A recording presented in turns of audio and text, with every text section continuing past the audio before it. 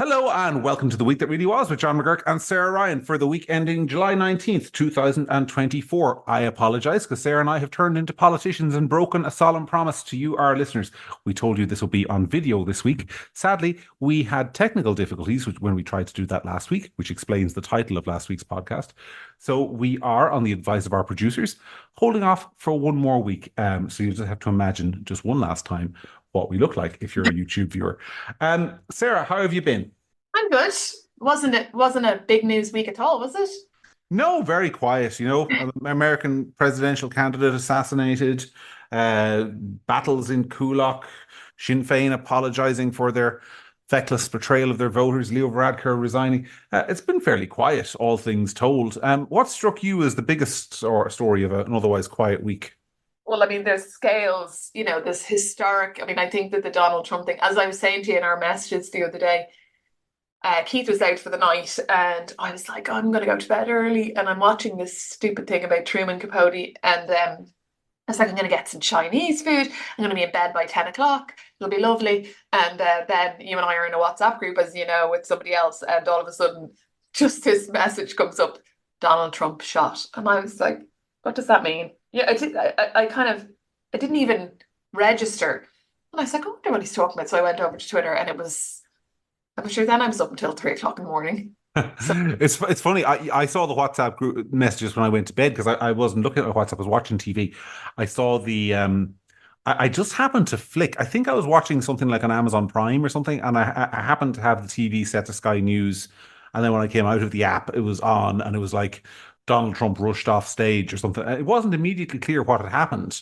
mm, And yeah, then but I think that the average viewer at home could put two and two together a lot faster than the live news media on television was able to put it together. It's like, yeah, that dude got shot. Somebody took a shot at him. yeah. Anyway, we'll talk a little bit more. We'll talk a little bit more about that. We'll come back to it because I think the bigger thing for our Irish listeners is the first or second or third Battle of Coolock, whatever it's called now. I say that because there was obviously last year there was that incident where the locals kind of assembled a cavalry unit. Do you remember that and blocked the roads? Mhm. And now this time we've got something that's obviously much bigger in scale. You live out near there. What was it like? Yeah, it's funny. I'm bringing my kids to some kiddie camping type place. I will not be camping, but I had to go up to this shop up beside IKEA, and so I was passing by Clare Hall, turning towards the M50, and on the horizon. So if you're looking straight ahead down the road, would be Coolock, and there was all this black smoke. Mhm. I thought, what's going on there? That's so weird because sometimes you'd see like one kind of small fire, across Dublin at any time, maybe, but this was kind of across the street, black smoke coming, and I thought that's weird. And then later on, I realized, oh, that's what that was. I mean, yeah, I live in Malahide. I drive to get Malahide Road quite a bit.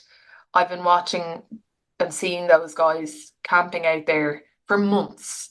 And so I think that I've often thought one of these days the guards are going to just show up at 6 o'clock in the morning or whatever, and there's going to be, hell to pay. And that's what's happened. I mean, I don't think that anybody who drove by that saw the commitment of those people and how strongly they feel about it. Nobody camps outside like that for that long unless they feel very strongly about something. And there was always going to be a problem. And here we are. Yeah, I mean, we're often told we don't get angry enough on this podcast, and I have to say I'm fucking livid. And I use the F word not for emphasis, but because I genuinely kind of have to restrain myself a lot from using it and talking about it in this podcast. And today I'm just not going to, because this is like when you take a step back from this, Sarah, you take a step back from the whole Kulak situation and you actually look at the big picture and you say, well, what are they fighting over? Like, what were the Gardaí sent in there to do? What are the politicians engaged in steely resolve against? And it is the right to put 1,000 poor migrants from God knows where in the world into a disused factory that hasn't been opened or operational since 2016. I mean, that is the great moral cause of our political generation, to put 1,000 people into a factory. And if they're successful in doing that, or even if they're unsuccessful in doing it, to do it 30 more times across the country as they announced this week. And I am just wondering, like, has sanity left the room? Because you've got these people who are, by the way, the Daily Mirror helpfully released the addresses of all the people who were arrested in public order charges the other day. And by the way, I saw Philip Dwyer's live stream where he was got arrested, and he was arrested on public order charge. It seemed to me for not giving a Garda his name and address. Yeah. So a lot of these arrests, if that is reflective of the kind of arrests that the cops were making the other day, then a lot of these charges, it seems to me, are for public relations purposes. That's just if that is reflective, because Philip Dwyer, who I have many disagreements with, and I don't necessarily think is always the most reasonable commentator, but if that is reflective of the public order charges that the other people are engaged in, then a lot of these are a trumped up joke. And by the way, something that infuriated me about this was there is footage online, and I'd encourage anyone who hasn't seen it to go and look at it, because it's widely available, of two members of the riot squad arresting somebody the other day. And they had to cross the road, they had to cross the dual carriageway to come and find this guy who didn't resist, and they battered him with their batons anyway. So this idea that the state's reaction is sort of like reasonable and moderate, and that it's just like the far right, in inverted commas, taking the war to the government on the streets, it's bullshit and it's bollocks. And the media who are reporting it that way are engaged in little more than propaganda. And I say that as somebody who doesn't have a whole lot of time for setting things on fire and doesn't have a whole lot of time for breaking the law. But I don't understand what people are supposed to do when the right to object to the right to object to this through normal channels has been taken away from them. I mean, if somebody's building a house in Donegal and you live in Coolock, you can object to it on the grounds that it might disturb some butterfly. But if somebody's putting 1,000 people into your own community, you can't object. Do you know there was an article in the Irish Independent today on today, we're recording this a little day earlier than usual, it's Wednesday, but on Wednesday of this week, there was an article in the Irish Independent about a woman in Howth who is objecting to the construction of 160 apartments because, in her view, they don't comport with the older character of Howth as an old town. And she's objecting, she's going through the legal process, and she has the right to do that. But people in Coolock, just down the road, in a working class community, who have 1,000 people being put into a paint factory, don't have any legal right to object. And then the Irish Times wonders, oh my goodness, how has violence broken out? Are you all thick? Like, are they all thick? I just, sorry, rant over. But also, I mean, this is just going to keep happening. Okay. So immigration is going to continue to be a problem. People are going to continue to come here. There's no sign that it's slowing down. So those people will all need to be accommodated. And so the strategy of, and I saw Simon Harris talking about, this is just thuggery or whatever. And listen, there's elements of thuggery. There's elements of thuggery in everything. And every protest, there's always people who show up and they love it. They love a row and whatever. But we don't, there's multiple constituencies of people who are at that protest, people from the community, people who are scared. And to pretend that those people have been properly engaged with is just not the case. And it didn't work in Newtown Mount Kennedy. It's not worked in other places. And are we just going to keep doing this over and over again? Or is somebody going to agree that the strategy that we're using isn't working and try something else? And that's not me saying that you should sit down with somebody who's burning things down and say, oh, what are your feelings? But those communities, those people have been sitting outside that place for a long, long time. And not everybody who was at that protest is a terrible person who's causing massive damage or whatever. And I think that a lot of this comes down, to a class thing. And there's a huge amount of people, and I've, seen online, and I've listened to a couple of the radio shows that have discussed it, whatever. There's a huge amount of people who feel, and again, not to get into whether they're right or not, because that's not the point, who feel that there is no 1,000 beds for an immigration centre being put into Ballsbridge or Blackrock, but that there is in Coolock, etc. And they feel completely abandoned by the government. It came up in the election. It was obvious. There's one, people in Tala feel that way because there's one going into Tala, whatever, and they feel like the government is ignoring them, whatever. And for Helen McAtee to come out and say, this isn't going to stop me, I'm proceeding it, fine. It's not going to stop you, you're proceeding anyway. But at a certain point, somebody has to call time on this strategy and say, let's try something else, because this isn't working. And don't pretend that letting the community know via the media that there's an immigration centre going in is enough, is communication, because it's not. Well, I agree with everything that you've said, except for the bit about calling time on the strategy, because I think it's bigger than strategy. I think it's more about vision. So I think we live in a country where, I mean, there was a CSO report that came out this week, which basically said that in the higher migration scenario, our population would increase by, and I sorry, I've forgotten which year it is, but I think it's about 2060 or 2070. Our population would increase by 1.8 million, of which 1.6 million would be migrants. That is a massive increase in population over the next 30, 40 years, driven by immigration. It's going to make it almost impossible, given where we're starting from on the housing front, to keep up or to accommodate those people. And that is before you get into any discussions of integration, cultural issues, the problems that you have when you bring in large external populations into with different and divergent cultures into a society that is alien to them. So before you get into any of those discussions, just on a resource level, it's insanity. But it strikes me that the bigger problem is that the government sees itself as a passenger on the ship of the ocean of world affairs. That this little island is just buffeted, and if the CSO says 1.8 million people are going to come here, well then 1.8 million people are going to come here, and there ain't a damn thing we can do about it except shove them into paint factories. And that to me goes to the entire way the Irish government approaches life in general, which is that it doesn't do things, things are done to it. And immigration is something that is just happening, our poor, unfortunate politicians. And what are they to do about it?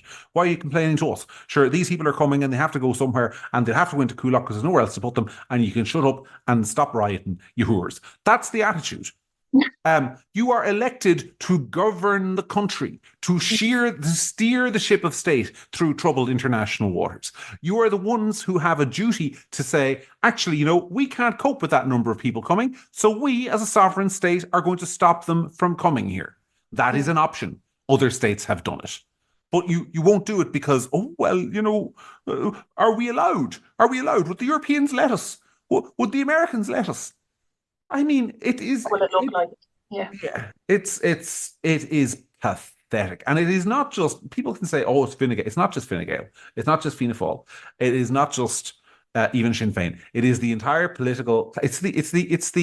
It's what I call the governing class of people running the country, because these views are shared. They're shared by the Irish executives working in Google and LinkedIn and top American firms. They're shared in the editorial room of the Irish editorial chamber of the Irish Times and the Irish Independent. They're shared down the law library. It is the supine Irish establishment that believes these things, that the things just happen, and the mature thing to do is to just accept them because we are a small country.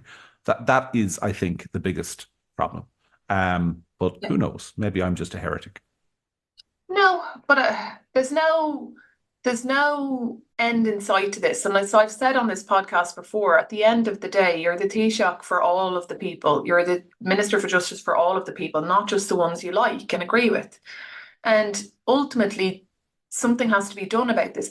And it's also just dangerous because it's getting more and more and more violent and more, like when at the moment, as far as I'm aware, I could be wrong, but at the moment, as we speak, there's still, police presence down there. There's big concrete bollards kind of blocking the entire site or whatever.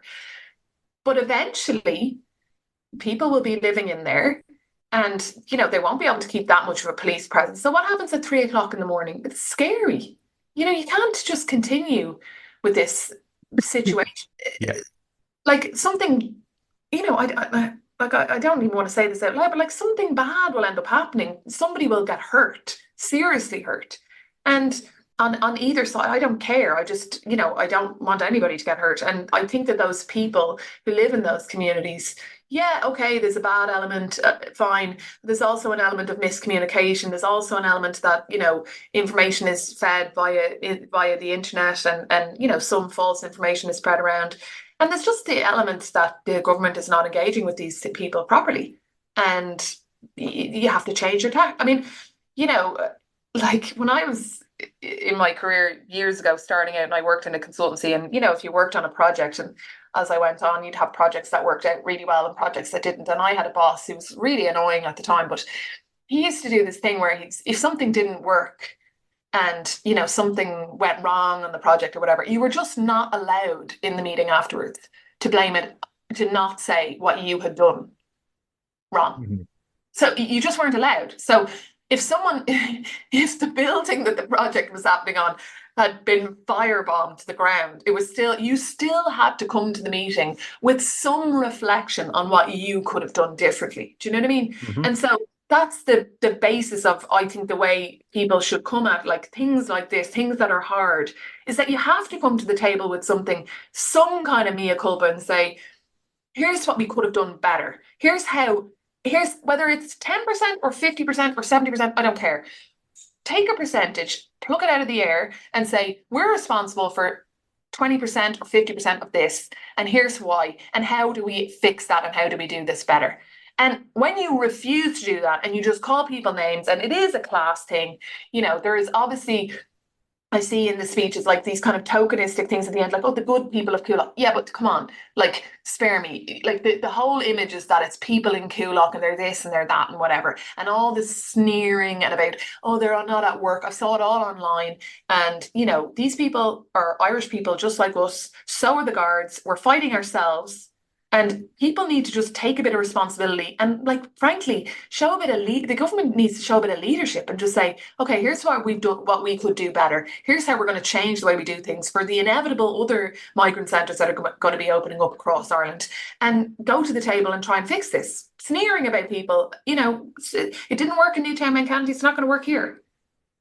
Yeah. This business of people being unemployed really grinds my gears, as somebody once said. Yeah. So, I mean, first of all, it's not true because the Daily Mirror helpfully showed us because they released the names and addresses of people who were arrested for, in inverted commas, public order offences. And there were hairdressers in there were construction workers. And there are people with jobs. Not everybody works Monday to Friday.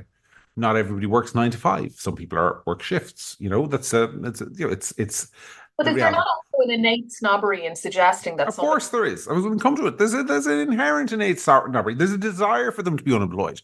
There's a desire to think yourself better than the gurrier. I mean, in this country, and I was talking to your old mate Niall Boylan on his show this week, and I made this point. Like, in this country, you can't be racist, you can't be bigoted, you can't be sexist, you can't be homophobic, you can't sneer at travellers, but by God, you can say what you want about people with working class accents and gurriers and knackers and people hmm, on the dole. You can say what you want about them. It's the last acceptable bigotry. In fact, it's not only an acceptable bigotry, it's an encouraged bigotry. It's one you're supposed to have.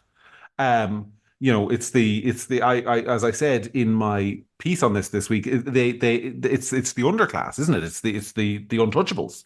yes, It's the lowest tier of our caste system. Those people. And the next bit is, by the way, that the migrants who are coming here from God knows where, they're actually on a higher moral plane. So if you're a proper middle class snob, you get to say things like, "Well, I'd much sooner have migrants living beside me than those kind of people." And of course, yeah. you've got neither. You've got neither because you live in Bald's Bridge. You've got neither, so it's free. It's free virtue signal. So it's inexorably, utterly, cripplingly pathetic. I mean, look, I like this country. I'm looking out my window at rolling fields and horses standing in them, and there are nice trees. But by God, I hate the governing class. They are the most. They would make you want to flee to another island with that kind of attitude, which is behind all of this. The innate and inherent moral superiority of we are better than people in Coolock and we know better than them, and we will put people in a paint factory, and those people who object to it are racists and bigots. We are not racists and bigots for putting people from minority communities into a paint factory and giving them a mattress to sleep on. That makes us good.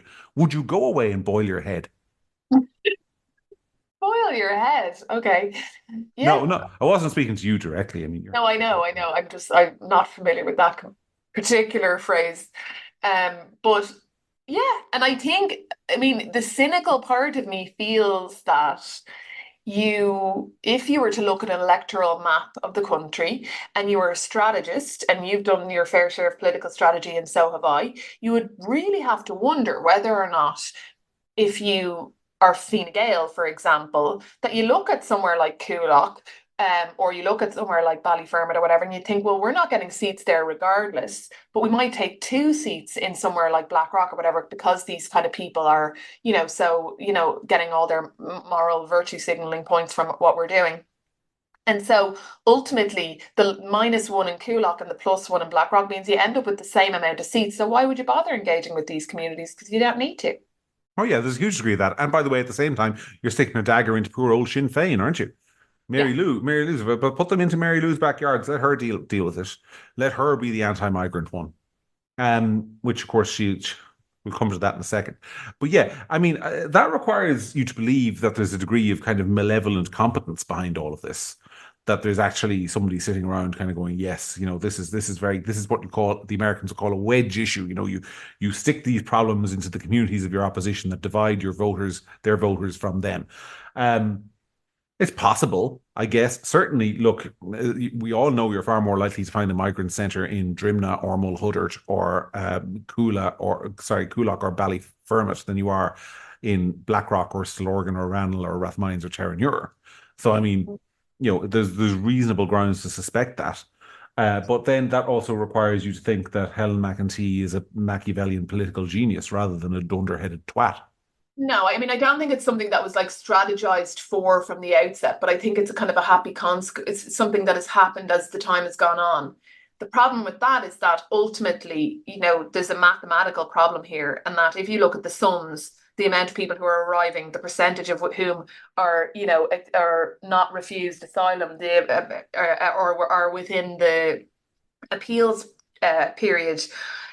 If you look at the amount of people who are arriving, the lack of deportations, the numbers don't stack up. That inevitably, after a while, like if you'd said 5 years ago to somebody that they were going to be using the Dulux paint factory on the Coolock or the Malahide Road at Coolock to house 500 or 200 or 1,000 or whatever it is migrants on mattresses on the ground, you would have said, no, that will never happen. It's inhumane and they couldn't possibly do that. But here we are.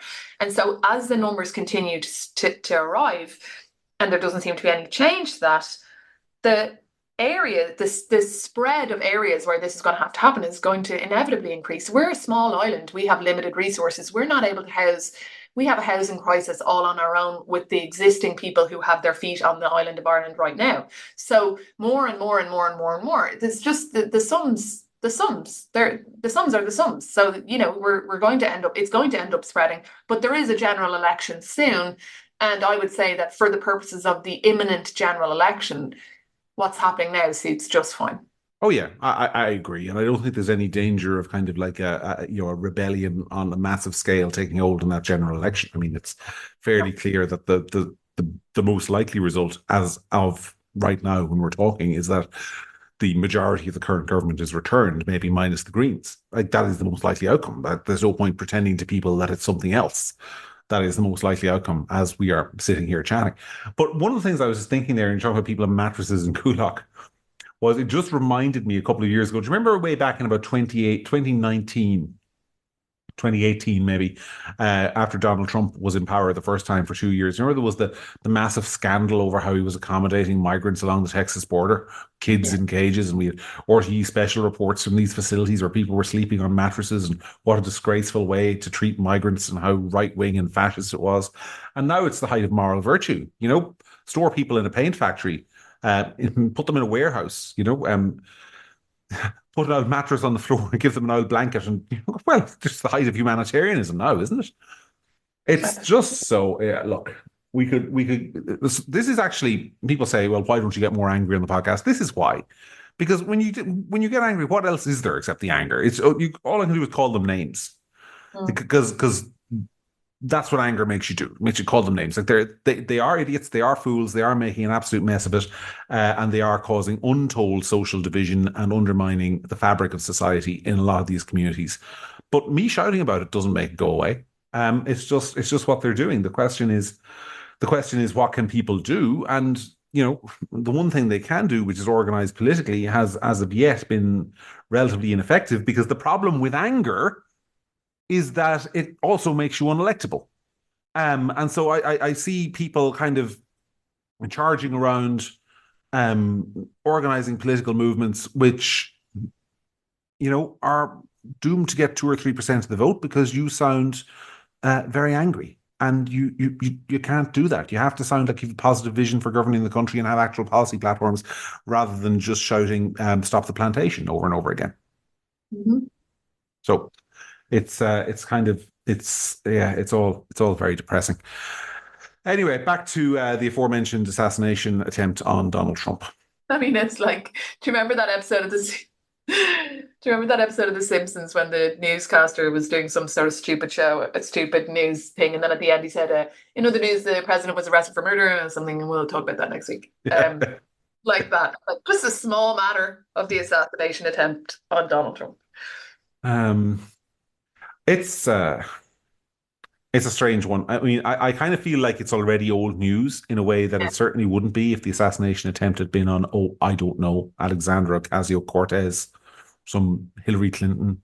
You know, I think we'd be in day 6 of 35 of kind of meditations on the awfulness of the kind of far right rhetoric that encourages people to take up arms. So yeah, I mean, I'm a little bit. Here's the thing, right? For me personally, how I sleep just fine at night is this. I know that my reaction to this exact scenario playing out on Joe Biden, I know that my reaction to that would be exactly the same. Mm-hmm. Exactly the same. I'd be like, what is this?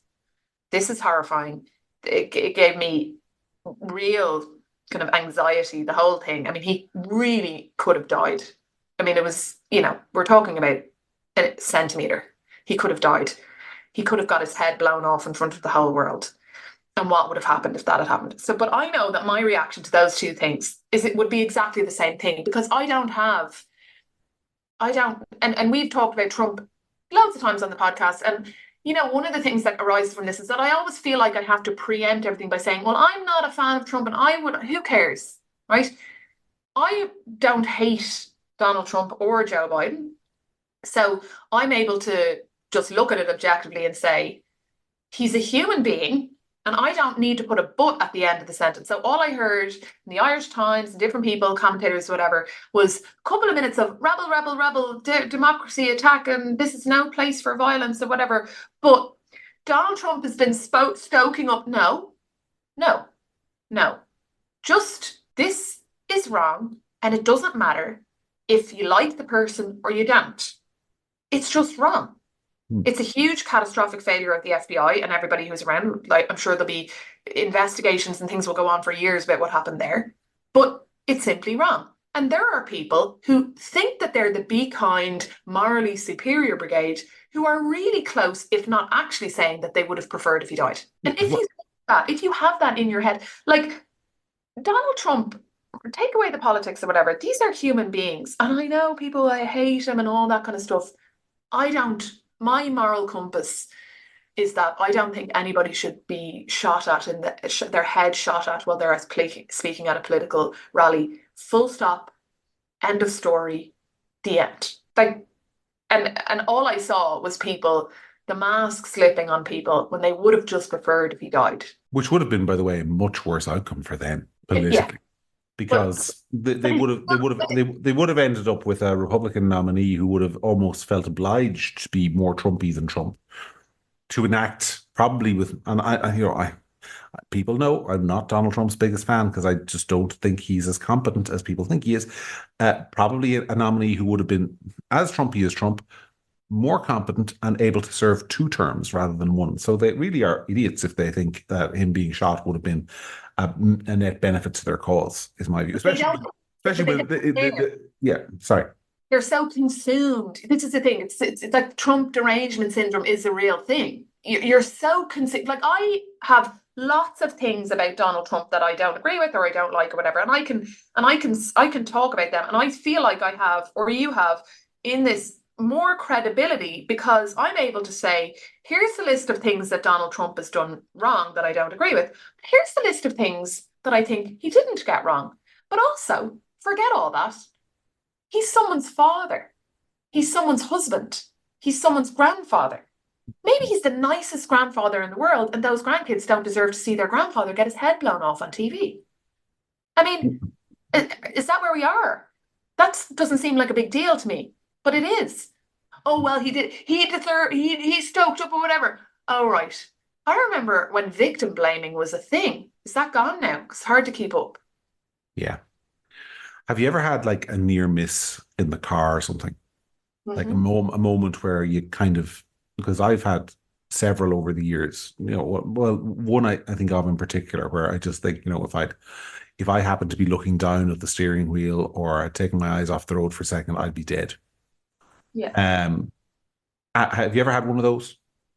Yeah, it was actually not the car. It was I hope my dad doesn't listen to this one, but I was swimming years ago in dark in Thailand and drunk, and it was pitch dark, and a giant wave came up behind me, and I didn't kind of see it, and it dragged me in. I nearly drowned. Yeah. And you still think about that, right? Mhm. Of course you do. This is the thing for me. I mean, I have all. I'm moving the conversation on because I agree with everything you said about how other people reacted to it. But I'm interested, kind of, in how it'll affect him because there was this animation, and you can find it on my Twitter feed if you're listening and you haven't seen it. If you scroll down, you'll find it. There was somebody did an animation of Donald Trump's head with the path of the bullet, and Yeah, you literally see where it would have hit him had he not turned his head yeah, just like I think 0.48 seconds before the bullet hit his ear, and it was going to enter just behind his right eye and exit somewhere around the central part of the back of his head. His head would have exploded yeah, on live television, and we would have had to sit there with the media telling us all that Donald Trump had been suffered an apparent gunshot wound and his condition wasn't clear when anyone who saw it live would have known he was dead on the spot, and that would have gone on for hours, and he would have been dead. There's absolutely and just by sheer providence, whether you believe in religion or chance or luck or fluke, whatever it was, he turned his head just at the right second and only had a bit of his ear taken off. If that was me, and I'm pretty my wife would say that the nature of me is that when small things go wrong, I fall apart. Like if I can't find my car keys, I'll have a meltdown. Be like, where are my car keys? But when big things happen, I would pride myself on generally being fairly calm. Somebody dies, I'd be like, okay, well, what do we do now? You know, yeah. um, I'm a bit like that as well. Like I did the bar exam in labor, went into labor with my daughter, finished the exam, and passed the exam, like, and managed to kind of do that, but can't really sort out taking vitamins. Just yeah, can't get. exactly. And maybe that's not as uncommon as we think if we're both like that. But I think that I think that for me, if that was me, I would find it very difficult to be the same after it. I would Yeah, live with the rest of my life with the what if. What if I just hadn't turned my head? What if I turned it the other way? Because he's reading a teleprompter. He could have turned his head the other direction and been dead in an instant. And I wonder how that will affect him because he's I think that's going to mess you up a little bit. And I'm not saying it'll affect him so he can't be president, but I do wonder if it'll change him in any way. I think it's bound to. And then you've got this business of the assassin who appears to be a complete blank sheet of paper. I mean, they've been looking into him now for a couple of days. He doesn't seem to have expressed any political opinions, bar giving 15 quid, which is not a massive donation to some progressive group a couple of years ago, and being a registered Republican, which, people I think are putting too much emphasis on that yeah. because if you Here's the thing. He's mad.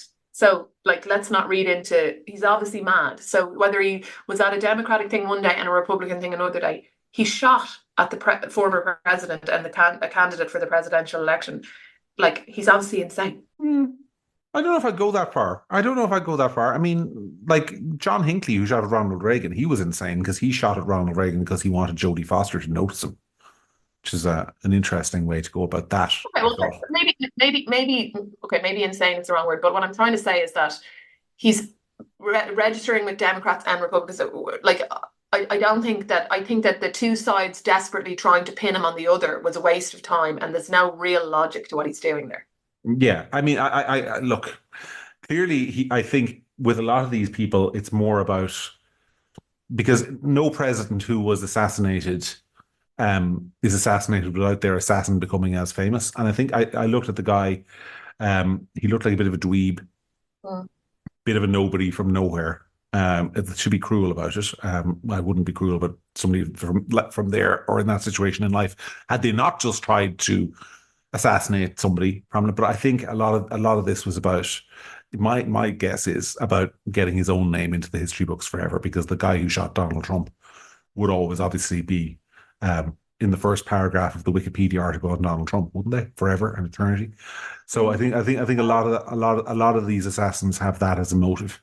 But I think your point is interesting about Donald Trump. I mean, I know that I have a friend, for example, who was stabbed. years ago when we were teenagers, and he was stabbed in the back at a party. And I remember him talking to me later about this kind of prolonged feeling of sort of real vulnerability about his back. You know what I mean? So just feeling like it was, if I'm trying to explain it well, but like if he was sitting on a bar stool and his back was exposed to the pub, he just felt like weird, like he'd rather sit With his back to a the different wall. way. Yeah, and my point being that I don't know a lot of people who are victims of violence in that way, like a random act of violence like that. But I know a few, and I think that there's psychological implications for sure.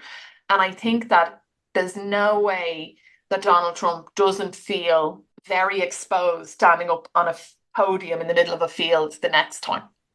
Like, I'm sure there'll be huge changes to his security detail, fine. But you definitely are coming away from that with a scar and a Yeah. psychological. Yeah, for me, it's the dishwasher. So I fell as a kid and I wasn't in any danger, but I remember I fell as a kid and there was an upturned nail about 5 or 6 feet away from me, like not close. I wasn't close to falling on the nail. But to this day, my lovely wife has a tendency to load the dishwasher and leave the kind of tray at the bottom coming out. And she always loads the knives pointing face up, pointing point up. And I'm always like, Orla, what would happen if somebody fell and landed on the knives? And it's completely irrational. Like Yeah. what a way to die. But I'm still, I think it's that childhood thing. Like I'm just like, no, no, no, no, no, no, no, no, no, no. That's not happening. We're not leaving knives pointing up anywhere in the Yeah. house because somebody could fall on them. And she makes the point that I am the least safety conscious person in the world in every other aspect of life except for that. So Yeah. these things do affect you. And I mean, as I say, I was nowhere near being injured by the upturned nail when I was a kid. Yeah. Like it was 5 or 6 feet away. It's just stuck on my head. Like, what if? So yeah, I think it's one of those things where, Donald Trump, whatever else he is a human being with human feelings and human emotions. And I don't think anyone has talked about to any extent what the likely impact of this on him is. Because And they don't care. They don't care. See, this is the thing. He's so utterly dehumanized, and his family is so utterly dehumanized, and he's the devil, and it's that it's okay. And this is the thing. I don't think it's okay to do that to anyone. Mhm.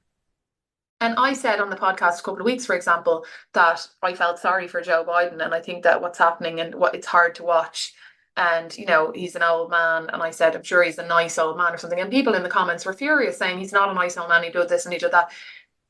I'm like, separate out the human being from the politics. If I say he's a nice old man, I feel sorry for him. I'm watching him have a clearly cognitive issue. He has these tells, as I call them. I said this before multiple times, somebody close to me who was, declining, and they'd have their own tells. And he has a tell where, when he's giving a speech and he starts to lose his train of thought, he says, look. So Yeah. it's a tell. It's a cover that he's developed. The person I knew who had developing dementia, her tell was that she would kind of do this little physical thing and like kind of a conspiratorial kind of laugh thing. And that was the tell. Mhm. And I see him do these tells. And we talked on the podcast last week and I said he was only going to get worse. And then within a couple of hours, there was more. And that's going to get worse and worse and worse. And it's cruel.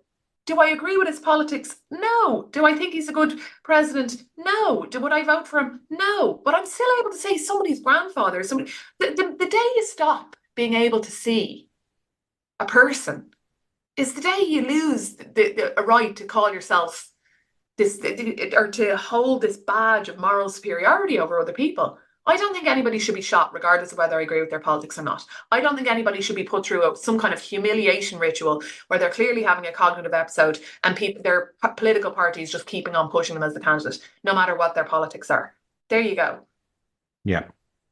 But speaking of politics, do you think the election is functionally over now? Because I do. Yeah.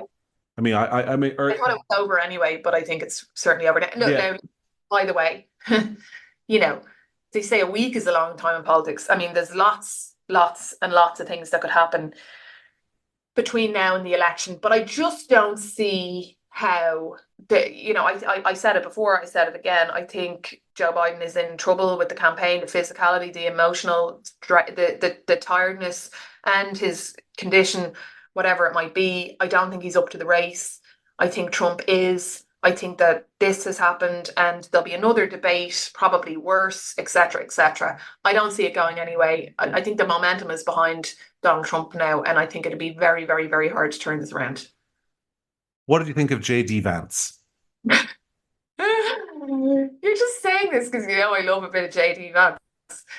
JD I Vance. have to inform listeners that, and hopefully Keith is not listening. We were in a group chat this week, and Sarah disclosed that she found herself quite drawn, in more than the political sense, to Oh the God. junior senator from the state of Ohio. What is it about the rugged looks of JD Vance? And Yeah, no, I don't know. I don't know. I'm gonna regret this big time.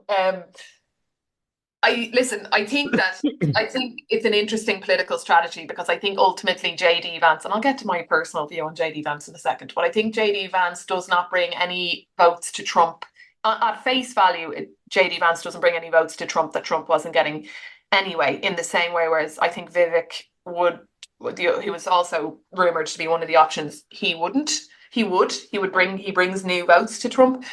The thing for Trump is that now that this assassination attempt has happened and failed, Trump can use JD as a kind of a, appeal to his, bread and butter voters and rile them up, while, moving towards being more moderate and conciliatory and statesman-like himself. So I think it's a good political strategy and I think it'll work. And he needs to win Ohio. That's the end of it. I mean, there's no way he needs to win Ohio. So well, if he needs help to win Ohio, he's in trouble. And I think he was going to win. I mean, even when he lost in 2020, he won Ohio by 8 points. So I think he was likely to win Ohio. My yeah, concern. Can I just say I don't like the pick at all? I don't like the pick for entirely separate reasons. I mean, politically, I accept your political analysis. But I mean, ultimately, you're picking somebody to be the vice president of the United States, one heartbeat away from the presidency. This is a guy who has written a book and been a senator for all of 5 minutes. I don't think he is qualified to be president. I think he's a bad vice presidential pick on a number of levels. If you look at people who've been influential and powerful vice presidents, you're talking about people like, first of all, George H.W. Bush under Ronald Reagan, who was a former director of the CIA, former ambassador to China, congressman, knew where the bodies are buried in the federal government, knew how to make things happen. You look at Dick Cheney under the George W. Bush presidency. A lot of people said he ran the White House. If you look at Biden under Obama, and this is before Biden suffered his present mental decline issues. What did he bring? Well, he was one of the most experienced members of the US Senate and knew everybody by name and could ring up people on Capitol Hill and get things done and lobby for the president and had relationships on both sides of the aisle. What does JD Vance bring to the table if you want to be an effective? I mean, because one of my big criticisms about Trump and Trump fans is this, that they're obsessed with winning the election and seeing the liberals cry. And do you know what? I think you're going to get that now. I think you're absolutely going to see Trump win the election and you're going to get to see the liberals cry and you're going to have a great election night. It's going to be fantastic.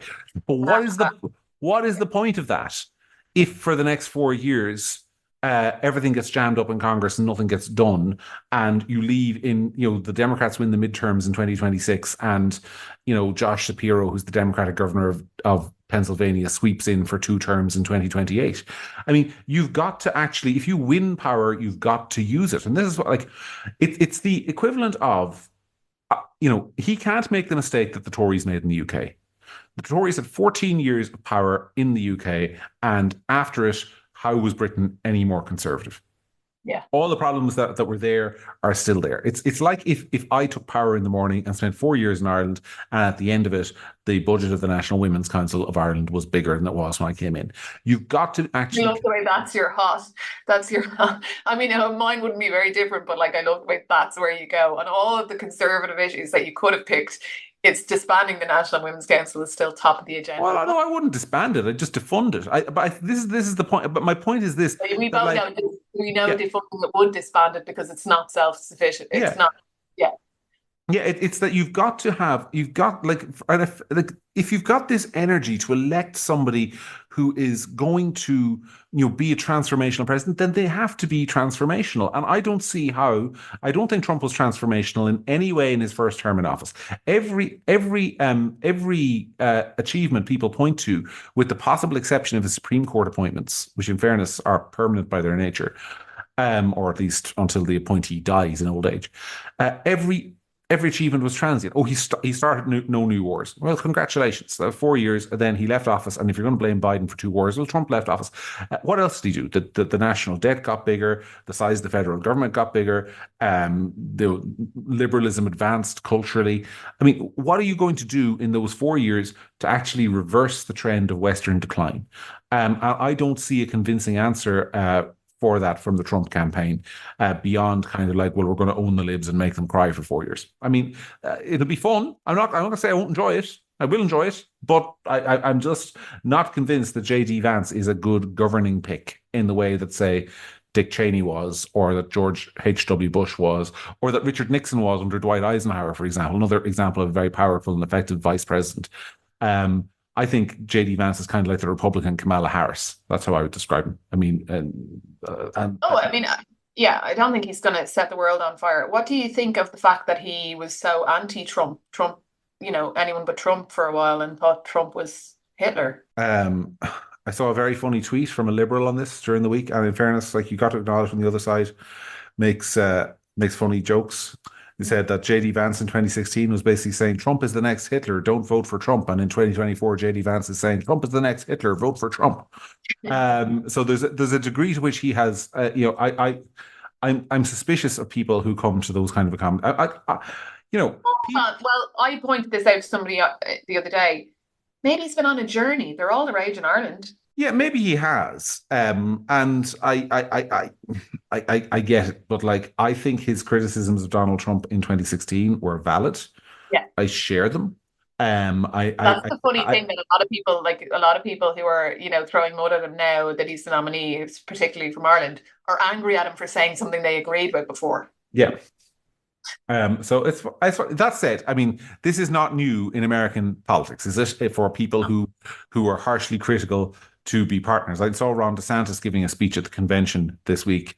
Obviously, he's had some very harsh things to say about Trump, as did Nikki Haley. They both lined up and endorsed him because ultimately, you put your differences aside for the good of the party and so on. So maybe people are making too much of it. But yeah, I don't. I also want to say I don't necessarily like JD Vance from an Irish point of view. I think that there are people on the right in Ireland who tend to sympathise with American isolationism and say, "Yeah, that's great. It's great for America." I don't know if it's great for us. I think he wrote a letter to Ireland, didn't he, about our hate speech law, kind of like that. He did, and he's good on those issues. But I'm thinking more about sort of security and defence. And I mean, people in Ireland who are like, "Yeah, I mean, abolish NATO. America shouldn't have troops in Europe." I mean, grant.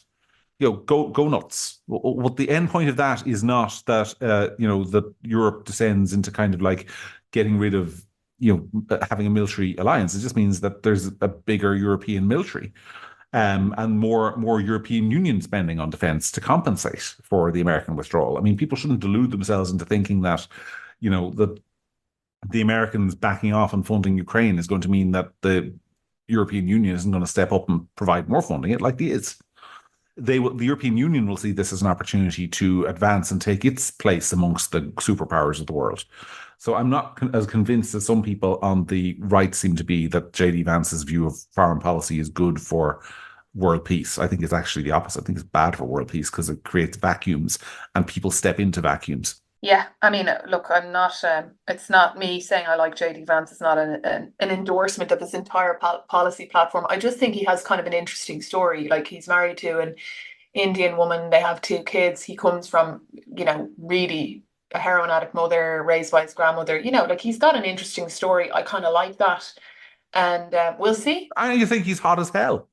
I don't think he's hot as hell. Oh, is that what you said? Correct. No, I said. And then, by the way, just as long as we're releasing the information of our WhatsApp group, then you and the other man in our WhatsApp group went about convincing me that he was 5'2" or something, when knowing that would be a complete buzzkill for me because I'm 5'10". So he went about smearing the poor man just to ruin him. So. Yeah, we did. That was quite amusing. I think that was a joke that was played on him because it was somebody altered his height on the internet to make it appear that he was 5'7", which was quite funny.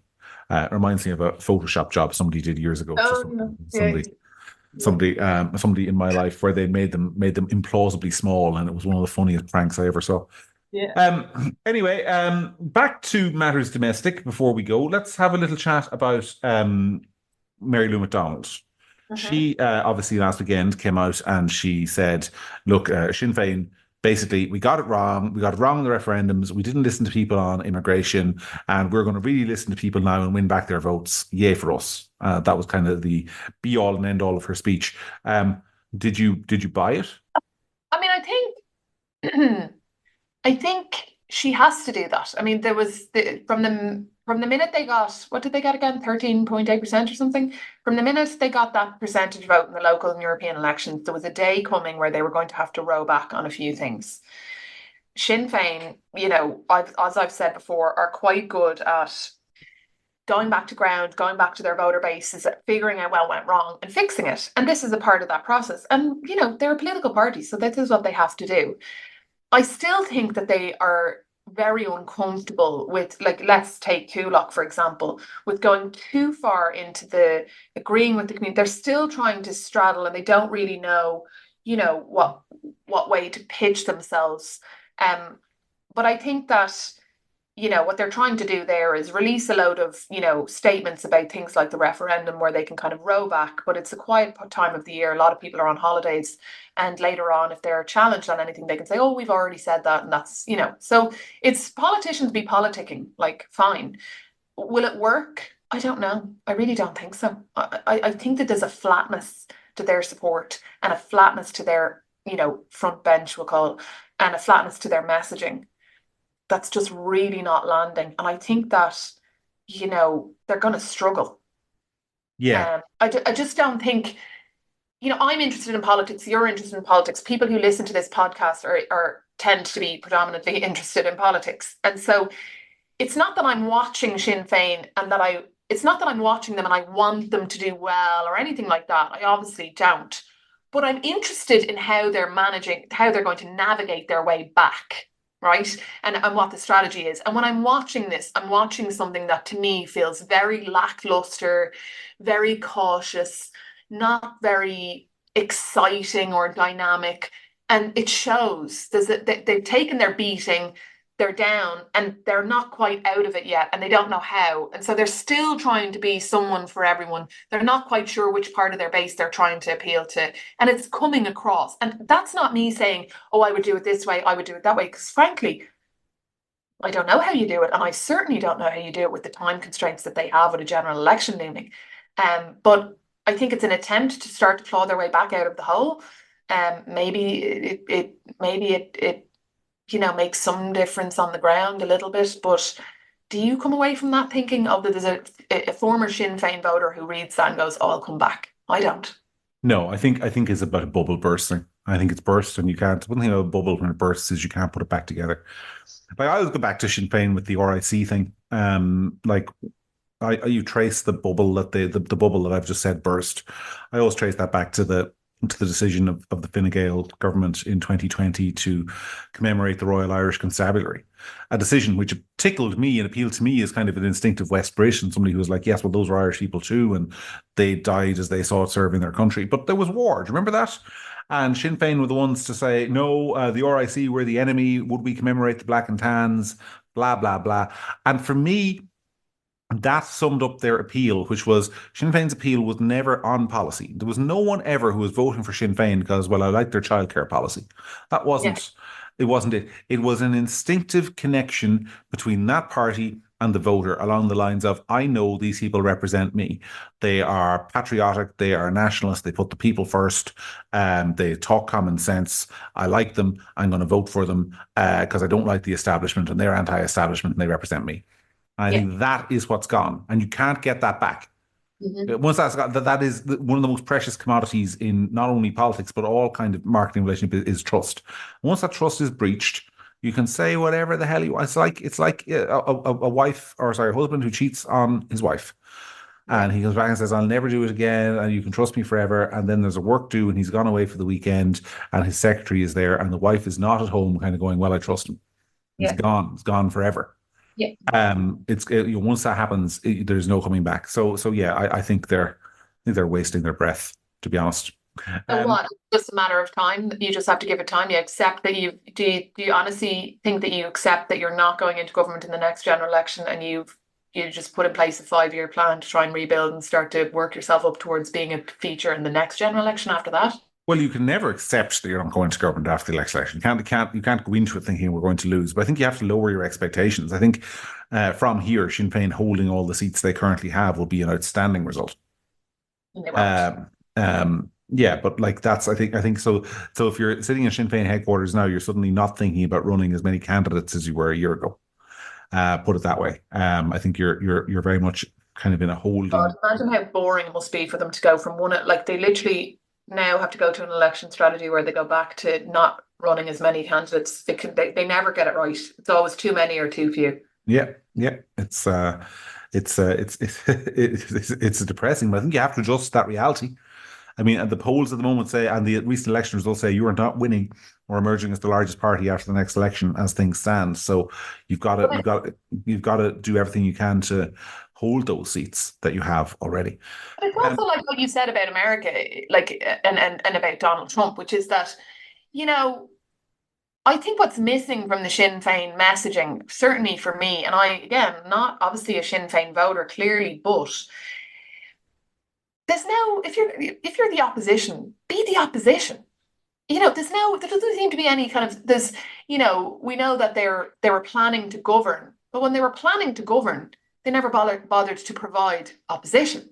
yeah, What I mean? So it was always about like planning to govern, planning to be in charge or whatever, but never about you know, governing or providing opposition to the government today. It was always just waiting. And now, if you're still in this position, you have to accept that you're in opposition and start providing the opposition. And maybe if you provide the opposition organically, people will start to come back to you because they'll feel like you're representing them. yeah, and also you need to be an alternative government. And Sinn Féin seem to get into their heads that to plan for government, you have to be grown up and mature, which is copying the current government, which does two things. Number one, it says Sinn Féin thinks the current government is grown up and mature, so why do you need to change it? Change it. And number two, it says, well, we're not what our brand says was anymore. We're not really change agents or anti-establishment. So there you go. Speaking before we go, because we are running out of time, we obviously don't have Leo Varadkar to kick around anymore. I mean, I don't think that's in any way surprising or shocking, but I come back to something I said when he resigned as Taoiseach, which is what a disappointing political career. Yeah, but I mean, like, does anybody really think he's going to sit around and be a backbencher? I mean, No. like he said himself he was never going to be a career politician. So, like, I think he's a young guy. He's entitled to go off and have his life, have a different life. I'd say he's jaded. So, I'm not surprised. I think, he'll probably go off and do something else that's interesting. But I'd say you can tell by him the last while. I think he seemed tired. He was mired by the whole thing. And I think good luck to him. I don't think Simon Harris won't mind either, because you don't want an ex-leader hanging around like Banquo's ghost. Like I think Fine Gael will be perfectly happy to see him step off the stage, because Yeah. underlines, it's the new guy's party now, and so on and so forth. So yeah, we'll say farewell to him. Anything else before we take our leave of the listeners for one more week? No, nothing else. There's I'll be watching the horizon for whether there's any more smoke, but hopefully in the next day or so the Coolock thing just starts to quieten down, because I'm sure the people who live there have had enough. Yeah, well, the traveling circus will move on to somewhere else because they're going to do these 30 times around the country. So that's more than one per county over the next couple of years. So we can get used to the scenes in Coolock coming to a town or a village near you. Anyway, from Sarah and from me, that's been another episode of The Week That Really Was. We'll see you back here next week. Until then, enjoy your weekends and have a great time. Take care.